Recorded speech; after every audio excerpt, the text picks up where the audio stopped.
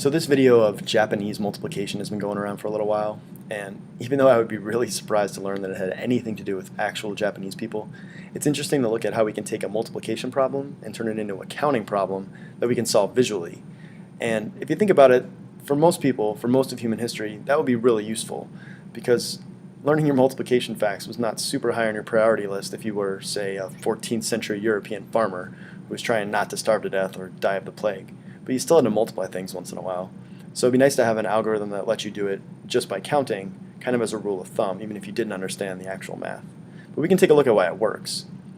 First of all, notice that if I wanted to multiply, say, 4 times 2, I could represent 4 with lines or sticks or whatever, and then cross that with 2 more, and if I count up those intersections, there are 8 in there. So what this picture really represents is the multiplication fact, 4 times 2 equals 8. Except I don't have to remember it, it's right there in front of me. When we move this into the context of a larger problem, you can see where it really helps if you don't know your facts. So I'll represent 21 with 2 sticks for the tens and 1 for the ones, and then 13 with 1 and then 3.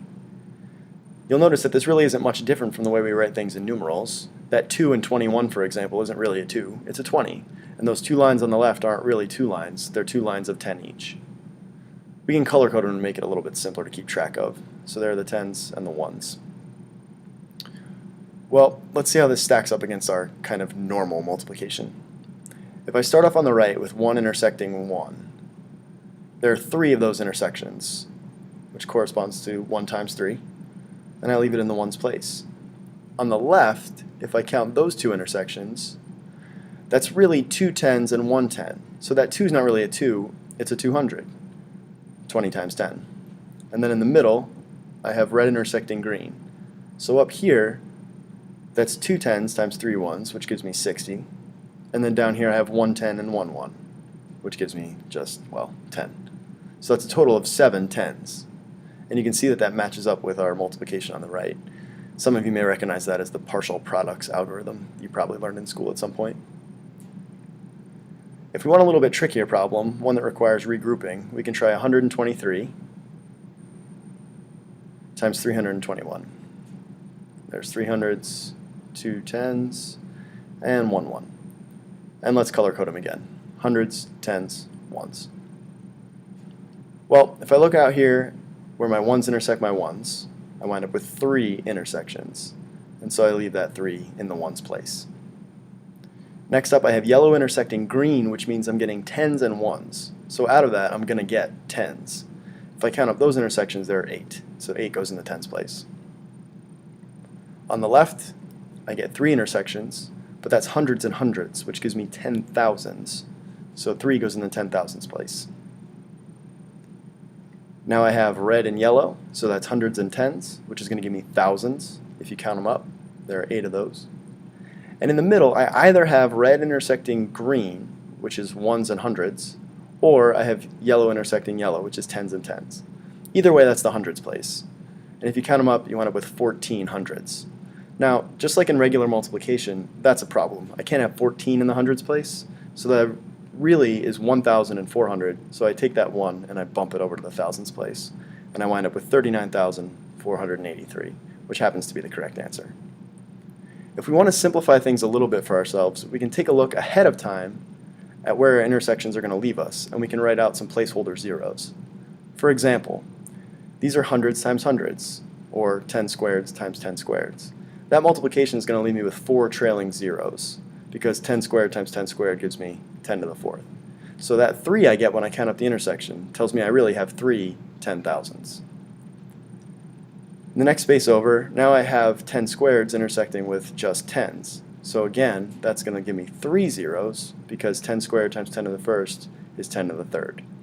So when I get those 8 intersections, that tells me I really have 8,000s. If I bring the 1's place into the mix, now I either have 10 to the 0 times 10 squared, which is 10 squared, or I have 10 to the 1st times 10 to the 1st, which is 10 squared. Either way, I get 2 trailing zeros in the hundreds place. So when I count up those 14 intersections, that tells me I have 14 groups of 100. Now I have yellow and green, which is my tens place and my ones place, which is going to leave me with one trailing 0, or 10 to the first. There are 8 of those, so I have 8 tens, or 80. And finally, my lonely ones, intersecting ones, I'm going to have no trailing zeros, so those 3 that I get just go at the end. Now when I add them up, I get the same result as I did before, 39,483. Well, let's go back to that first problem. To really appreciate why this might be useful if you don't know your multiplication facts, we have to pretend like we don't know our multiplication facts. And for most of you, that's probably really hard. So a nice trick is to try doing it in a different base. Because if you're like me, you don't know your base 6 multiplication facts, but you can count in base 6. In base 10, when we get up to 9, we put a 0 and we move one place over. So now we're going to try it in base 6, and we're going to get to 5, and then we'll start with a 0 and move 1 over in our place value. So 21 is just 3 3 in base 6. You can kind of verify that 2 10s and 1 1 are the same as 3 6s and 3 1s. And then 13, which is 1 10 and 3 1s, is also 2 6s and 1 1. So now we can draw our picture just like we did before. 3 in the 6's place and 3 in the 1's place, 2 in the 6's place, and 1 in the 1's place. And again, let's color code it to keep track. Now, when I look over here, this is my 6's place intersecting with my 6's place, which in base 6 is just 10, or 1 0. So I'm going to leave myself with 2 trailing zeros, just like before, which is 10 in base 6 squared. So now I count out my intersections, remembering that I'm counting in base 6. So that's 1, 2, 3, 4, 5, 1 0. So I have 1 0 groups of 10 squared. My middle intersection, now I'm bringing the ones place into play. So this is going to leave me with 1 trailing 0, or 10 to the first in base 6. And I count those again, remembering that I have to roll over at 5. So I have 1, 2, 3, 4, 5, 1 0, 1 1, 1 2, 1 3. So I have 1 3 groups of, let's say, 10s. My 1s I treat just like my 1s, and I have 3 of those. And when I add those up, you can see that I get 1,133, or really 1133 in base 6, which is true.